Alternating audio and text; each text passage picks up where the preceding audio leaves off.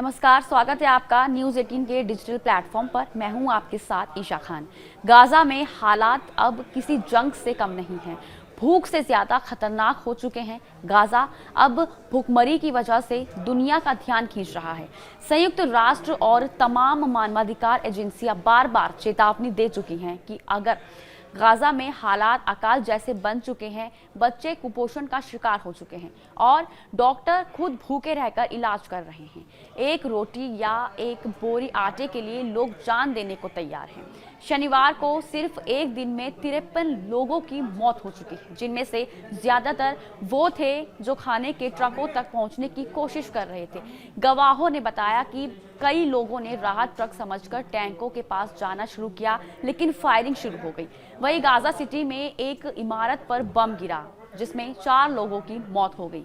खान यूनिस में एक tent camp पर हमला हुआ, जहां 8 लोगों की जान चली गई, जिनमें 4 मासूम बच्चे भी मौजूद थे।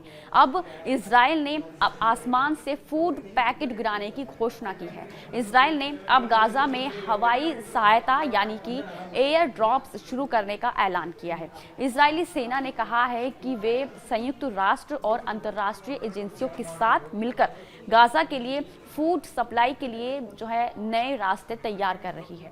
यूएन राहत काफिलों के लिए नए कॉरिडोर खोले जाएंगे ताकि जमीन से भी राहत पहुंचाई जा सके। इसके अलावा एक नई प्रणाली गाजा ह्यूमैनिटेरियन फाउंडेशन शुरू की जाएगी, जो मानवीय सहायता के लिए वितरण में मदद करेगी। लेकिन सवाल यह है, क्या ये काफी होगा? संयुक्त राष्ट्र की राहत एजेंसियों और विशेषज्ञों ने चेताया है कि एयर ड्रॉप सिर्फ महंगे ही नहीं बल्कि कई बार जानलेवा भी साबित हो सकते हैं। UNRWA के प्रमुख ने साफ शब्दों में कहा है कि एयर ड्रॉप से उम्मीद नहीं बनती बल्कि अफरा तफरी और असुरक्षा बढ़ सकती है। जब जमीन पर लोगों को भरोसेमंद राहत नहीं मिलेगी तो वे खुद आगे बढ़कर खतरे मोल लेंगे। इस चेतावनी के बावजूद कुछ देश जैसे जॉर्डन, UAE और ब्रिटेन एयर ड्रॉप्स में शामिल हो चुके हैं। बता दें, यूएन के मुताबिक मई से अब तक 1000 से ज्यादा फिलिस्तीनी सिर्फ खाना पाने की कोशिश में मारे जा चुके हैं। ट्रक आते ही गोलियां चलने लगती हैं। कई बार राहत सामग्री के पास पहुंचने से पहले ही भीड़ पर हवाई हमले हो जाते हैं। एक ही परिवार में 2-2 बच्चों की मौत भूख या फिर गोली से हो चुकी है। अब सवाल ये है, अगर खाना पाने की कोशिश में जान चली जाए तो क्या इसे राहत कहा जा सकता है? इजराइल की सेना ने दावा किया है कि गाजा में ऑपरेशन अभी जारी है और कोई भुखमरी नहीं है। ये बयान तब आया है जब इंटरनेशनल मीडिया और रिपोर्ट्स ने भूख से तड़पते बच्चों की तस्वीरें साझा की। इसके तुरंत बाद ही सोशल मीडिया पर इजरायली दावे की तीखी आलोचना हुई है। यूनिसेफ, WHO और UNRWA जैसे एजेंसियों ने कहा है कि गाजा में कई इलाकों में अब फेमिन लेवल की स्थिति है। फेमिन लेवल यानी कि पूरी तरह से अकाल जैसी स्थिति बन चुकी है।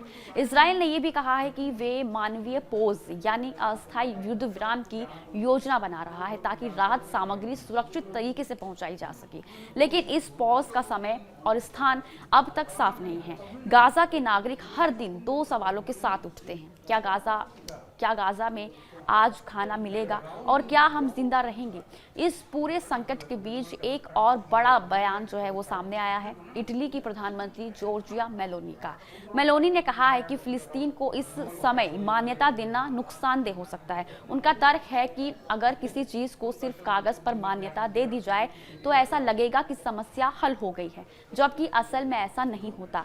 ये बयान फ्रांस के उस फैसले के बाद आया जिसमें वे सितंबर में UN महासभा में फिलिस्तीन को मान्यता देने की तैयारी कर रहा है। मतलब साफ है कि यूरोप इस मुद्दे पर बटा हुआ है। गाजा में बच्चों की तस्वीरें अब दुनिया के सामने सबसे बड़ा आईना बन चुकी हैं। भूखे बच्चे, टूटी हुई किताबें, अधजले खिलौने और मलबे में पड़ी लाशें, यही है उनका बचपन। स्कूल अब खंडर हैं, अस्पतालों में दवाइयों से ज्यादा आंसू हैं और सबसे दर्दनाक बात, भविष्य अब एक डरावना सपना बन चुका है। इजराइल और फिलिस्तीन के समर्थक दुनिया भर में सोशल मीडिया के जरिए अपना पक्ष रख रहे हैं, लेकिन ग्राउंड पर मौजूद पत्रकारों और राहत एजेंसियों की रिपोर्ट एक ही बात कहती है कि हालात बेकाबू हैं और इंसानियत मर रही है। गाजा में राहत के लिए आसमान से मदद जरूर आ रही है, लेकिन जमीन पर अभी भी मौत का साया मंडरा रहा है। इजराइल की नीति और अंतर्राष्ट्रीय समर्थन के बावजूद भी भूख, डर और बम बढ़ते ही जा रहे हैं। और अभी के लिए फिलहाल इतना ही। नमस्कार।